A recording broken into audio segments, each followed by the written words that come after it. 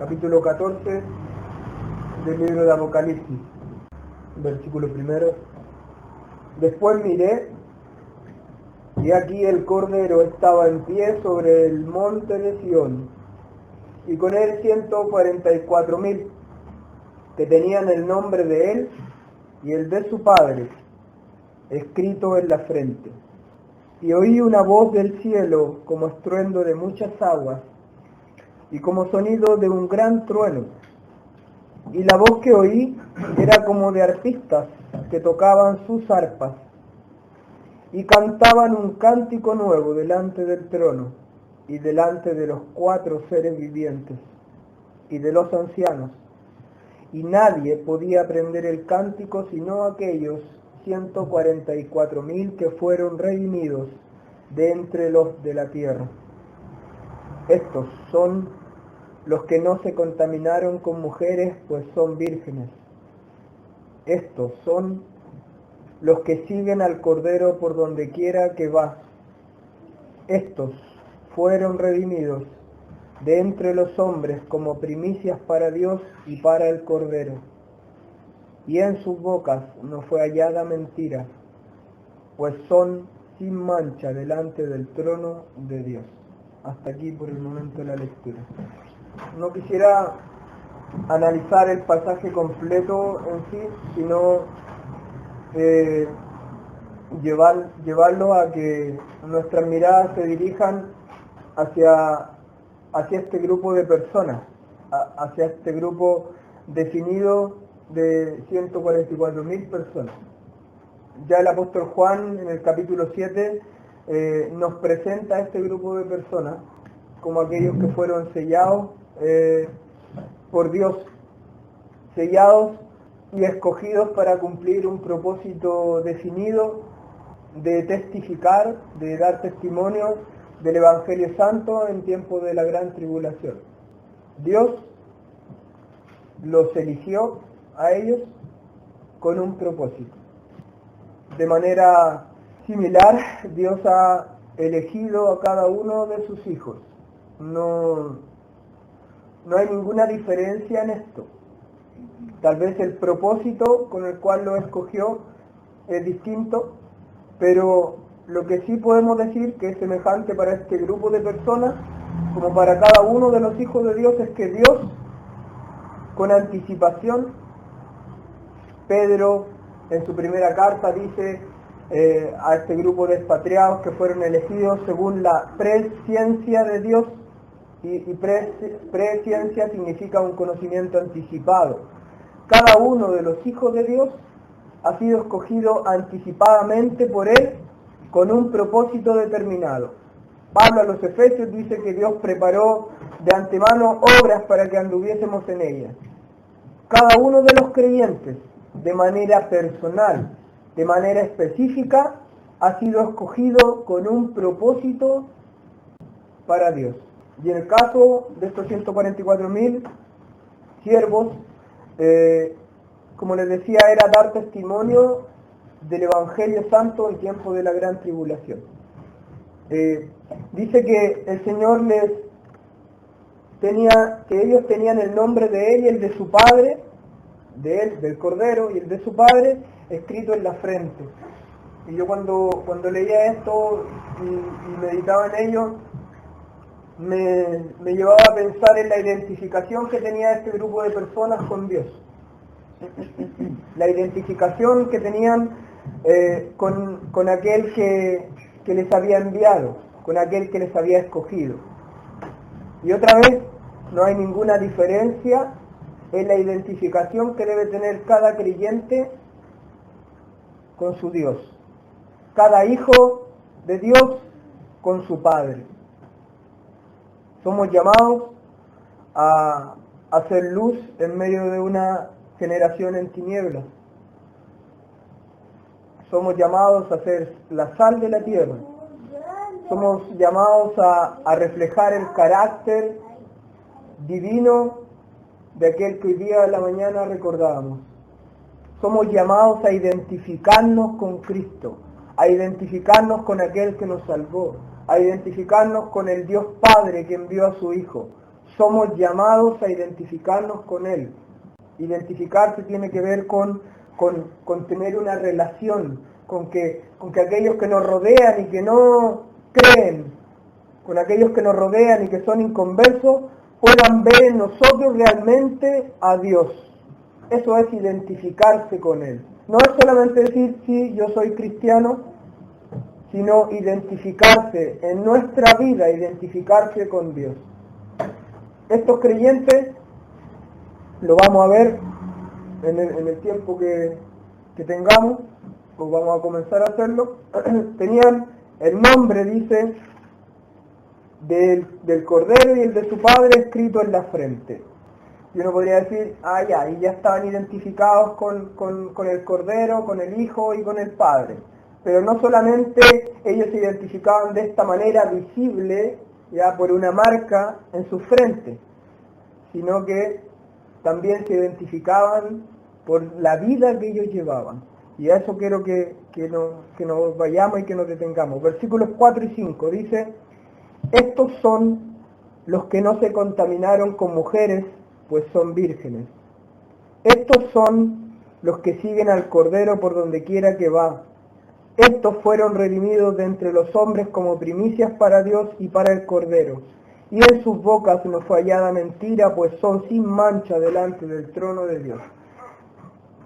Yo le hacía una pregunta a los jóvenes bien y les decía, si ustedes escucharan esta descripción de un creyente hoy día, si ustedes escucharan que se dice de un creyente que no se ha contaminado, si ustedes escucharan que se dice de un creyente que sigue al Cordero, al Señor Jesús en donde quiera que va, si ustedes escucharan que se dice de un creyente que ha sido redimido entre los hombres y que es como una primicia para Dios y para el Cordero, si ustedes escucharan de un creyente que en su boca no fallaba mentira, pues es sin mancha delante de Dios, ¿qué pensarían ustedes?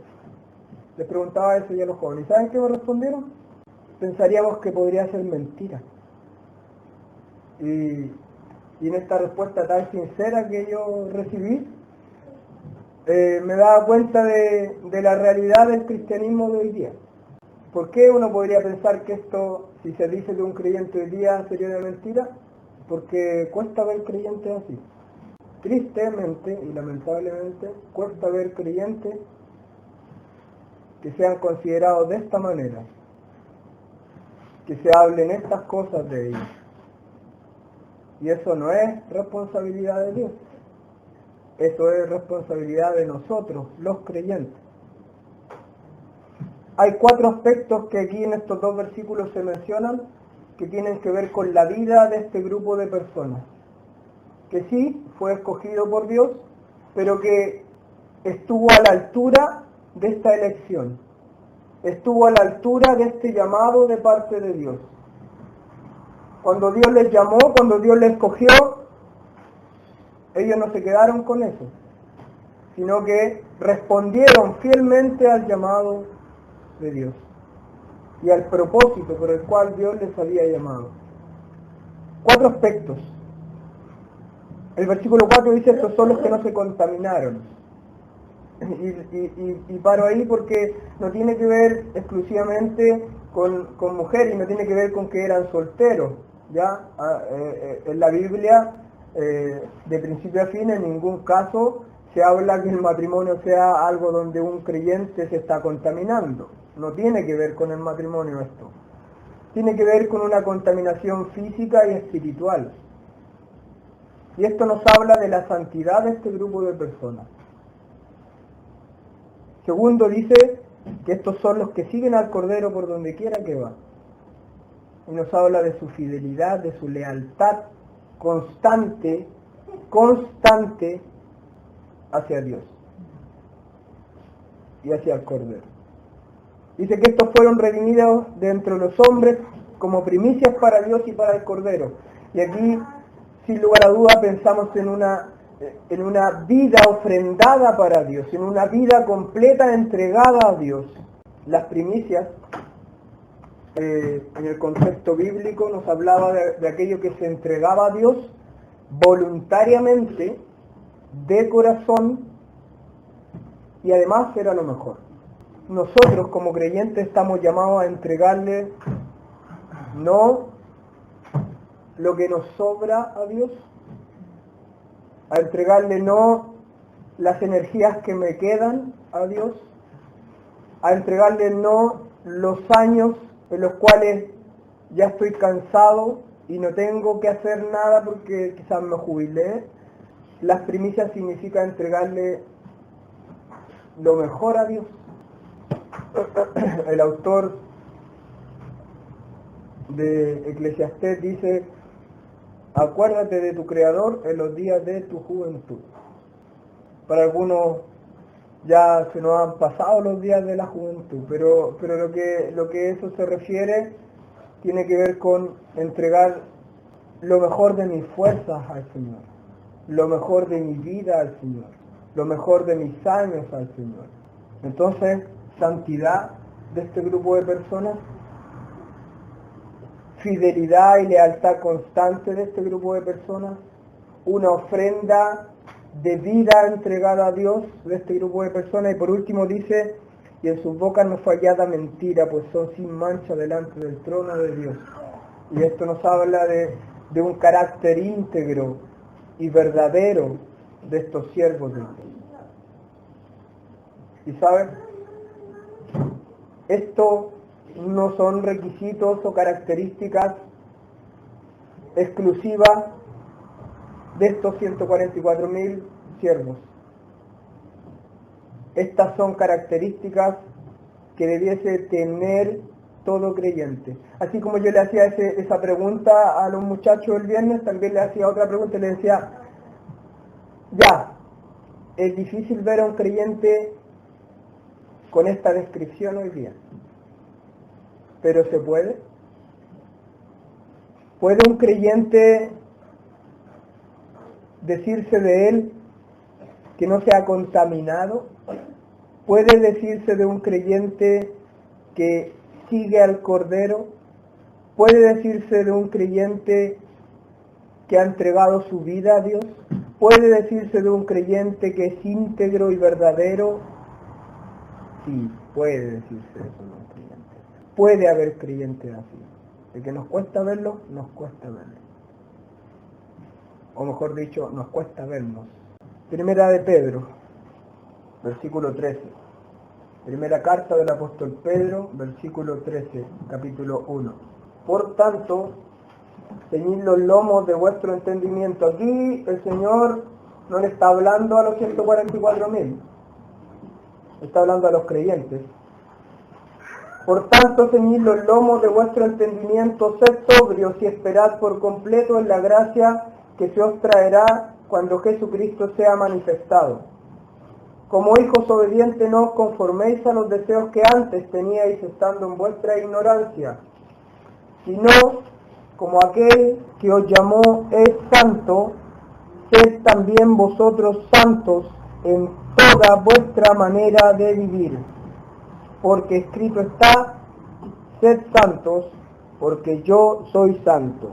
Y si invocáis por Padre aquel que sin acepción de personas juzga según la obra de cada uno, conducíos en temor todo el tiempo de vuestra peregrinación, sabiendo que fuisteis rescatados de vuestra vana manera de vivir, la cual recibisteis de vuestros padres, no con cosas corruptibles como oro o plata.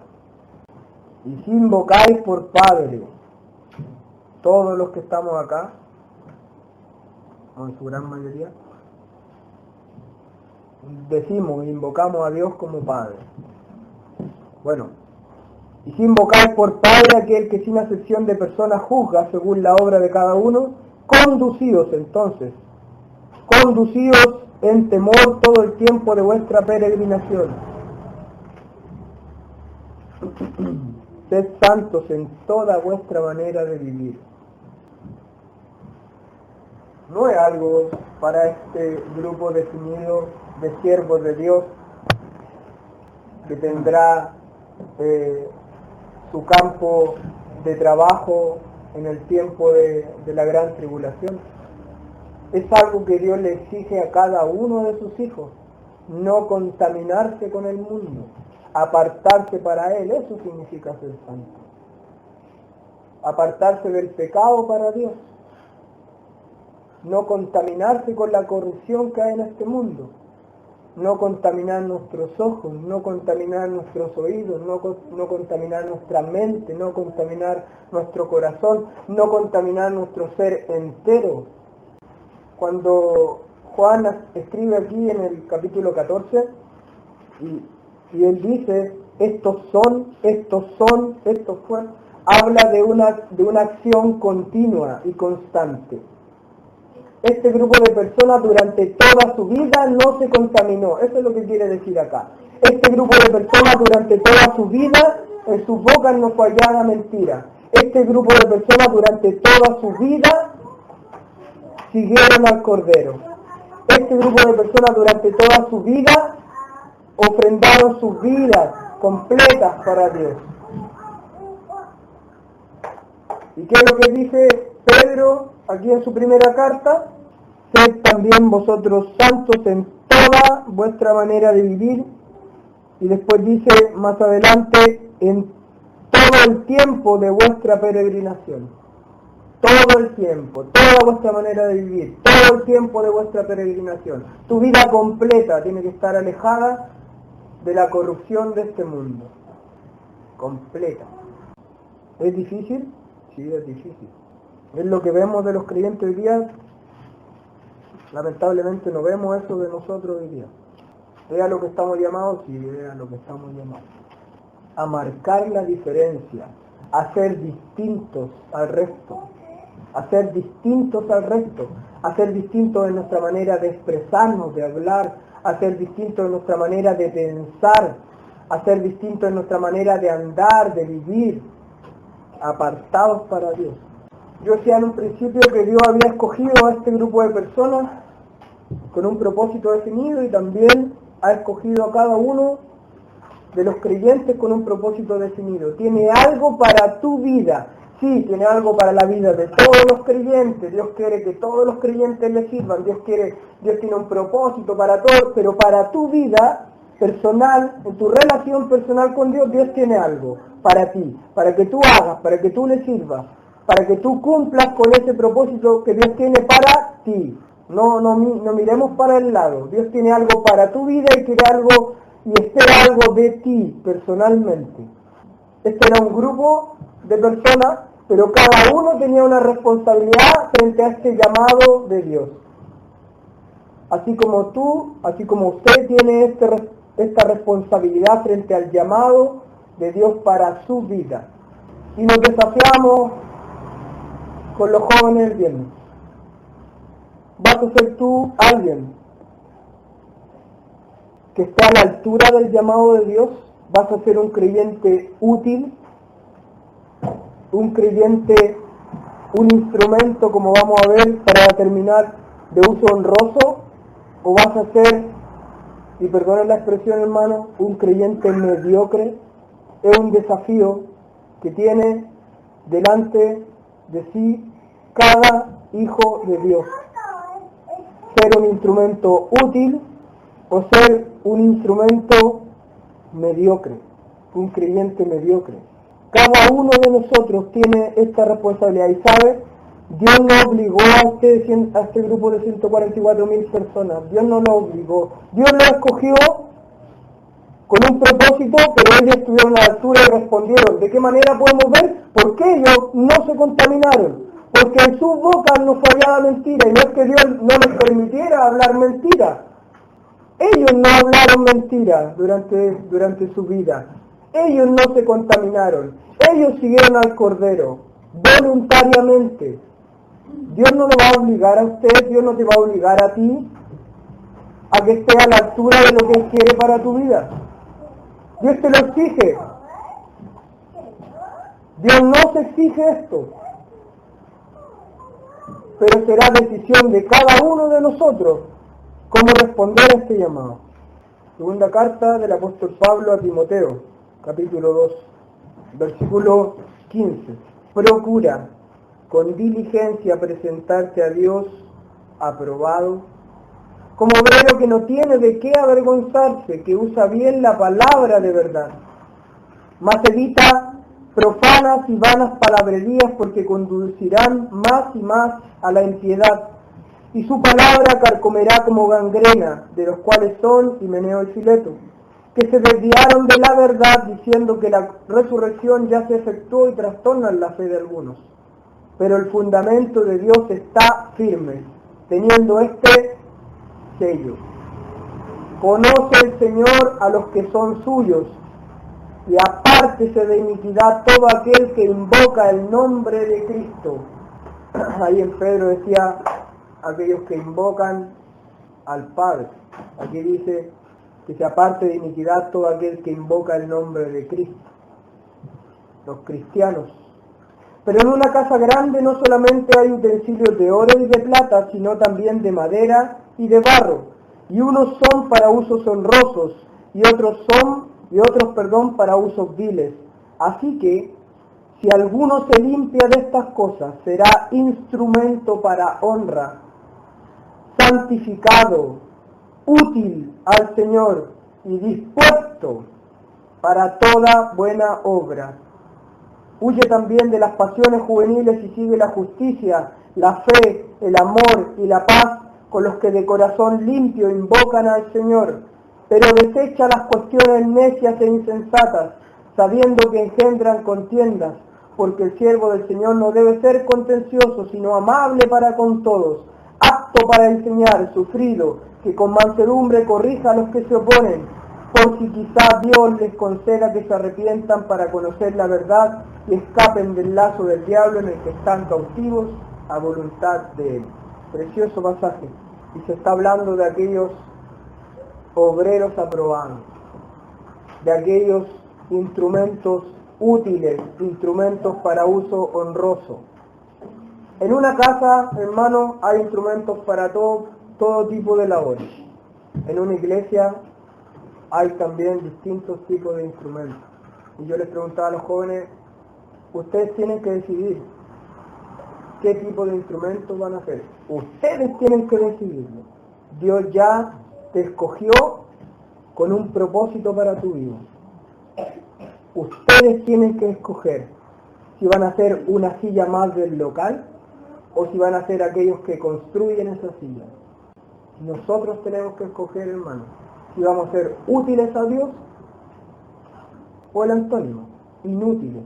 Y en una iglesia hay instrumentos útiles y hay instrumentos inútiles. Quisiéramos que todos fueran útiles para Dios.